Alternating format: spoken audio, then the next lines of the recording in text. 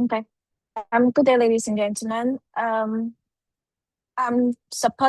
against the motion that private tech companies should be allowed to develop AI models using African genomic data. I support the motion that it should be limited to academic or public institutions.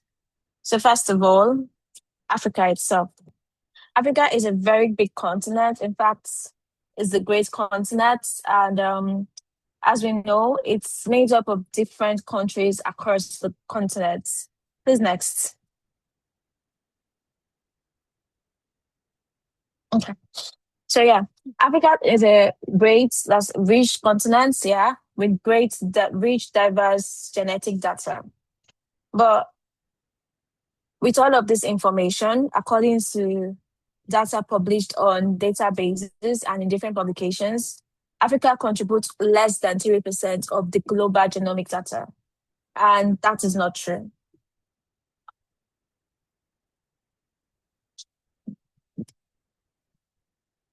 So the main question we're asking ourselves is who should control African genomic data? I believe that private companies should not be allowed to develop AI model using African genomes because they are privatizing and profitalizing it. It's not for the benefit of Africa as a country, as a continent, or for the benefit of the people living in Africa. Please, the next slide. Okay, so let me properly start from there. So the first point is we firmly believe the African private tech companies should not be allowed to develop AI models using African genomic data. Now, the main reason why we believe this is because private tech companies attempt to do this for their own sole profit purposes. They don't do it for the benefit of the continent or for the benefit of the countries in the continent. Neither do they do it for the benefit of the people living in the countries of the continents. Now, evidence demonstrates that private commercial interests systematically prioritize profit extraction over community benefits.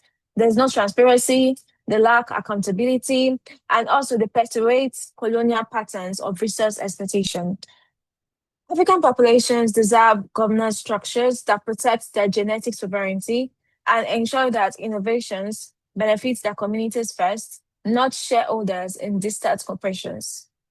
Limiting AI model to development to academic and public institutions ensures that there's transparency, there's accountability, there's ethics followed, and that African science remains in African hands. Please, the next slide. So, our first argument is the historical patterns of exploitation and broken trust.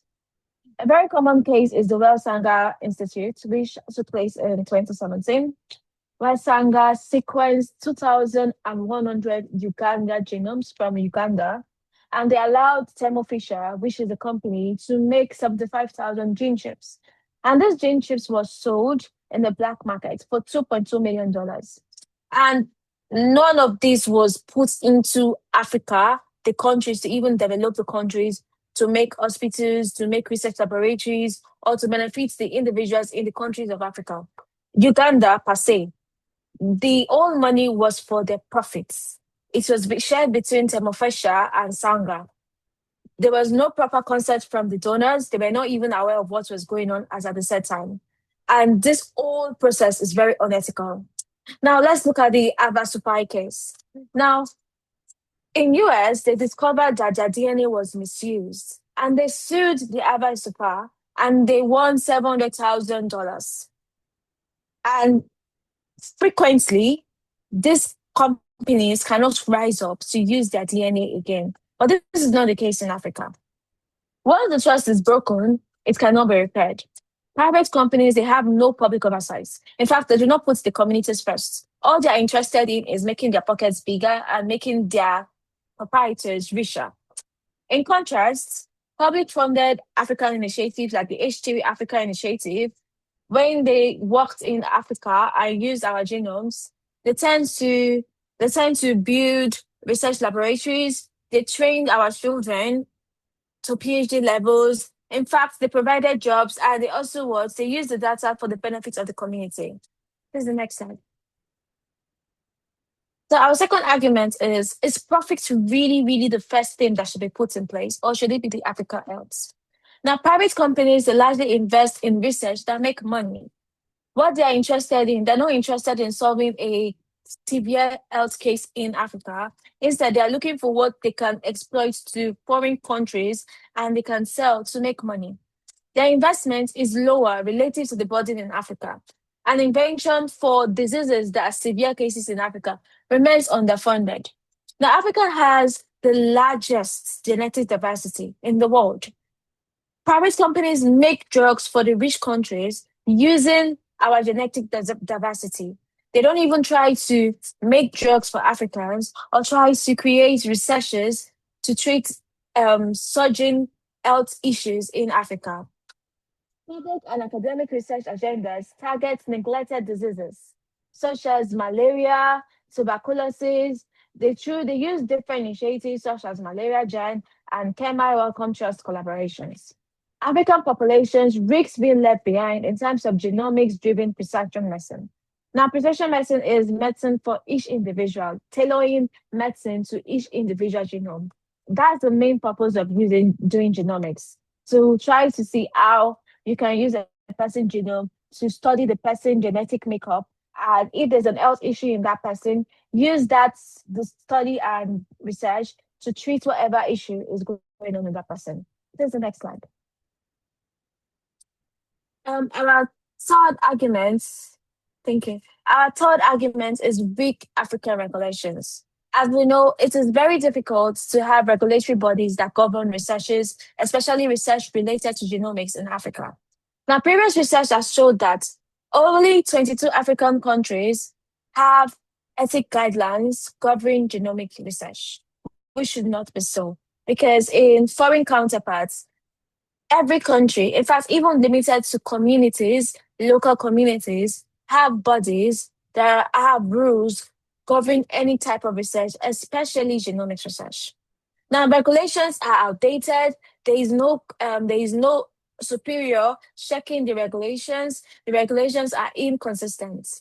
Now, African ethics communities lack resources and expertise to assess complex AI studies and governance. As a matter of fact, Africans that have enough knowledge for AI, especially in the health related section, they are traveling outside of Africa, going to seek for greener pastures, which limits us to few individuals that does not even have enough expertise and they don't even have enough resources to assess this complex AI database, the complex AI studies as a whole. Now, private companies, they use this, they take advantage of this fact and use it to exploit Africa, which they can't do in other countries. Now, the result of this is that corporations extract data faster than any governmental body can regulate. Strengthening national research councils and regional frameworks, such as Africa Academics of Sciences Alliance for Accelerating Excellence in Science in Africa, shows that public oversight is actually growing. Here's the next slide. Now, our fourth argument is data sovereignty is essential for Africa genomics. Now, H3 Africa, as we all know, a public academic institute, shows that this works. Like I earlier said, when they were working in Africa, they trained 480 PhD graduates. They published 700 and above papers containing health issues using our genomic data. They were able to generate $170 million in funding, and they didn't use this in their pocket. Instead, they spread it across Africa to develop this continent. And also, they produced 500 researchers across 30 African countries. Now, when private companies control our data, Africa stays dependent on their corporations. This repeats the colonial slave trade that happened there, and African resources don't enrich outsiders. Here's the next slide. The fifth argument is communities lose controls. Now, San People's DNA was published in 2010 without consent. Researchers call it arrogance and cultural myopia.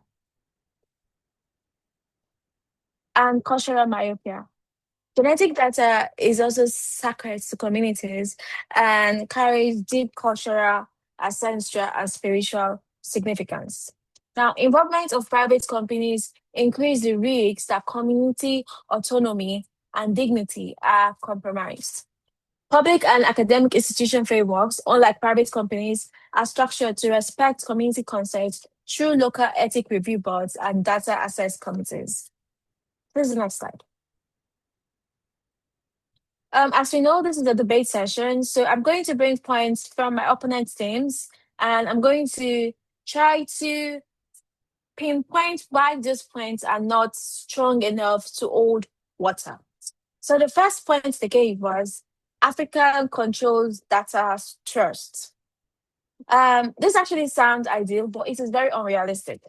Most African countries, using my country for as an example, Nigeria, they lack the legal, digital, and institutional frameworks to operate and enforce data trust. Now, once this data cross borders, there is no mechanism. In fact, there is no rule or there is no law that can guarantee compliance or prevent of abuse or misuse. Now, the Wacom Sanga case shows that even under ethical review, exploitation can still happen. Ethical oversight cannot be outsourced to private companies. Sovereignty requires full public control. Now, there is no such thing as safe exploitation. Once a data is shared, once it travels, and once it gets into the hands of private companies and corporations, control is lost. In fact, Africans, they can't control this again. Governments cannot go from one country to another country, especially across continents, to say, oh, this is my property. You are supposed to do it like this, and you're not supposed to do it like that. Here's the next slide. Now, the second point they gave was African first access to AI outfits.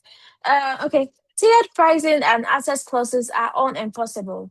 Intellectual property remains under corporate control. Profit motives always override promises. Private companies serve shareholders and not communities. Now, in a nutshell, what I'm trying to say is all that Africa in no way can control private company because they are richer. So even if we're going to use through legal structure, they can outbuy this and override whatever promises they make to us. Now, African first accesses still leave the continent dependent on external innovation, which makes us receive benefits last. Even with first access, Africa will still be buying back the benefits of their own genetic data at prices higher than what these companies will even sell to counterparts companies in foreign countries as well. This model repeats historical patterns where Africa provides data for others gains the reward. In the sense that our data is enriching other countries, our data is being used to treat other diseases in other countries that is not specific to even Africa at all. Please, the next slide. Um, Sorry, previous slide. Hybrid research corporations. This is another point they pinned. Um, Power imbalance makes this very unequal. Now, private firms control the funding and technology, and they also dominate decision making. In fact, it's like soft colonialism. A nation of corporation, while where profits and patents are flown abroad, and the profit um, is just revolving around these tech companies abroad. Now, previous global corporations like the GA4GH sidelined African researchers in authorships of papers that African researchers worked on, and even leadership. Now, H3 Africa already proves that African led, publicly funded initiatives can succeed fully without any private control or without any foreign supports. Please, the next slide. Now, so to fully summarize all I've been talking about, the main problem here is in genomics concerning Africa is that this data is irreplaceable as sacred. So it should be treated with utmost care and trust. Now, when private companies gain our genetic data from people that easily sell their fellow country people, exploitation always happens. Now, the Sanga case is a very clear pattern. Now, unlike the Abba case that the US could sue, we don't have that authority or we don't have that resources to do that. Now, the solution to all of this is African genomic data must stay in public and academic hands. The sole reason is that they are not interested in making profit with our data. In fact, they are trying to use our data to see ways to help diseases that are strongly dominant in Africa as a whole. Why public institutions work? H-Theory Africa is a case study that over 10 years of results, they have been able to create standards, they've been able to train Africans, they've been able to publish papers. In fact, they've been able to put Africa out there. And public institutions implement benefit sharing and maintaining of African control. This is ethical science that honors African dignity and sovereignty. Thank you so much.